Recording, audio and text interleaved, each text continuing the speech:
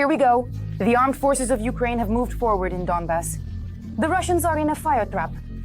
It's restless in Kursk, but Ukrainian fighters continue their rapid advance there. Atish, the armed forces of Ukraine just rolled over the Russians, breaking through their defenses. You definitely haven't seen anything like this before.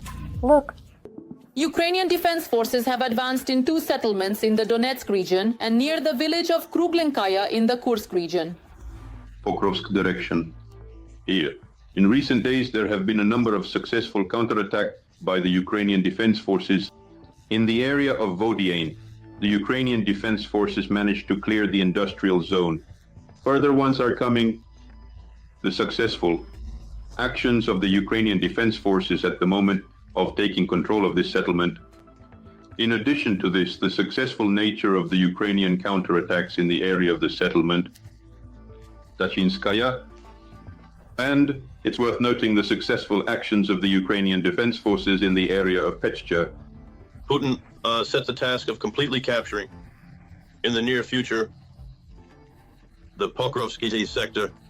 The Kremlin dictator considers this territory an important foothold for the subsequent offensive operations of the occupiers deep into the territory of Ukraine. But this is just the desire of the bunker dweller. The enemy is at risk of operational encirclement.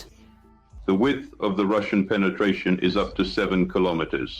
Therefore, the Russians understand perfectly well that in the event of further successful actions by the armed forces of Ukraine in this direction, a serious danger looms over the already existing Russian groupings with the threat of their operational encirclement. Ukrainian troops are also advancing in the Kursk region, having restored their positions near Kruglenka. Here, the tactical initiative is with the Ukrainian defense forces. There is objective control data indicating the advancement of the Ukrainian defense forces into deep territories by about 5 to 7 kilometers depending on the source of information. At the moment, we can say that the Ukrainian defense forces have taken control a number of settlements in the Kursk region. Moreover, the area of control of the Ukrainian defense forces has expanded by about 100 square kilometers in recent days. These are significant successes for the Ukrainian army. And what about Taretsko? I understand that the consequences of the meat assaults are becoming harder and harder to hide. The enemy has resorted to their favorite tactic, dispersing fake news. This time in their dreams, they have complete control over Taretsko. But in reality, Taretskoye remains Ukrainian and is under the control of the armed forces of Ukraine. Over the past week, there have been repeated reports in Russian and Western media about the alleged complete takeover of this settlement. This information is not true at the moment. The Ukrainian defense forces are holding their ground, positions in the area of the facts of management of Toretsk. This is Toretsk, the dominant height and a number. Other positions, subtitles were made by Dimatorzok, adjacent to this industrial enterprise. Taretsko is the dominant heights that allow the armed forces of Ukraine to maintain fire control.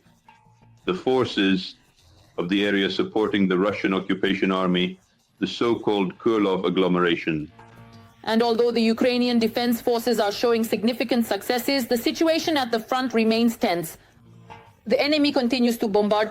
In the last 24 hours, the enemy carried out 100 airstrikes and dropped 140 bombs on the positions of Ukrainian units and populated areas. In addition, the enemy has carried out about 6,000 shellings. This includes 200 from multiple launch rocket systems and involved 2,853 kamikaze drones. In total, 139 combat clashes were recorded in the last 24 hours. But no one left the Russians at a loss either. Plus 1,390 people joined the ranks of the 200s in the last 24 hours. Since the beginning of the large-scale war, the estimated enemy losses have reached 851,280 people. Trump is demanding a quick end to the war, but Putin has gone all in. The Kremlin is not planning to back down. Putin has rolled out a new ultimatum, and its conditions are simply shocking. France and Britain made urgent, sensational statements. But what are they ready for? Go for peace. What crazy demands has Moscow put forward? Let's break down all the details in the story. The Russian-American negotiations that took place last week in Riyadh, after almost 3 years of isolation and sanctions, They have elevated the Kremlin to the status of a country with which we need to start negotiating for peace. And perhaps even without Ukraine's involvement, the Trump administration wants quick results regarding the end of the war, but the Kremlin has other plans for this matter. Negotiations with the US in themselves are a victory, as they help to end the isolation imposed on Moscow by the Biden administration. The Kremlin is already laying the groundwork for endless negotiations. In the meantime, Russia is likely to put forward conditions similar to those it presented during the negotiations in Istanbul at the beginning of the war. During those negotiations, Russia demanded that there be no foreign weapons on Ukrainian territory, and that the Ukrainian army should be reduced to a certain size, limiting everything from the number of troops and tanks to the maximum range of Ukrainian missiles. In future lengthy negotiations, Russia plans to use a tactic of escalating demands by improving its positions on the battlefield. And even sitting down at the negotiating table, the Kremlin does not plan to stop military actions.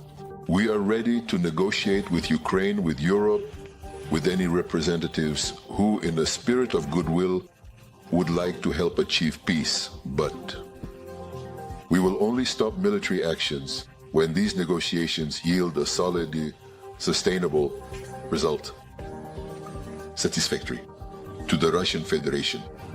The American Adziano publication. The Wall Street Journal reports that Putin wants to control the size of the Ukrainian armed forces and Ukraine's neutrality. He wants to put an end to the exchange of intelligence between Washington and Kyiv, which neither side officially acknowledges and which has helped Ukraine strike some of the most sensitive Russian targets. Understanding the criticality of the situation, the leaders of France and the UK will try to dissuade Trump from negotiating with Russia. On Monday, French President Emmanuel Macron arrived in Washington for a meeting with Trump, where he proposed the plan for the deployment of European forces on Ukrainian territory. Right now, we're talking about 30,000 peacekeepers. France and the UK should play a leading role in the mission. With these actions, Macron wants to refute the narrative of Europe's weakness. If you allow Russia to take over Ukraine, it will be a disaster for Europeans and the whole world. But that's not all. Russia will become even stronger. She will continue to invest, but will also take Ukraine and its army for herself. One of the largest in Europe, with all our equipment, including, American. This is a huge strategic mistake. We want peace, but we do not want a ceasefire that would amount to Ukraine's capitulation, because that is dangerous. And we know that this will lead to further aggression from Russia. On Thursday, British Prime Minister Keir Starmer will meet with Trump. He will also try to dissuade US President Donald Trump from bilateral negotiations with Russia. Right now, we have a chance. Right now, we have the opportunity to establish the fundamental principles for lasting peace. If we want lasting peace, then Ukraine must be at the negotiating table. And we must establish sovereignty for Ukraine and strong security guarantees. The UK is ready to support this with its troops in Ukraine. In exchange for refusing to negotiate with Russia, Macron and Starmer promised Trump to take on the responsibility of ensuring future security. Right now, the task is to prevent Trump from choosing the most straightforward solution for Ukraine in his eagerness to end the war as quickly as possible. And even if we can just delay that moment, it already plays into Ukraine's hands. It allows us to complicate the negotiations, convey some additional points to Trump's advisors, and tell them that Ukraine's task is to strike and enhance the fighter's own reputation. On the anniversary of Russia's full-scale invasion of Ukraine, the UK, Norway, Spain, and Denmark announced new sanctions packages against the aggressor. And the old world is ready to support Ukraine financially and with military technology under any conditions. Our European partners are trying to convince Trump not to sit down at the negotiating table with Russia without Ukraine.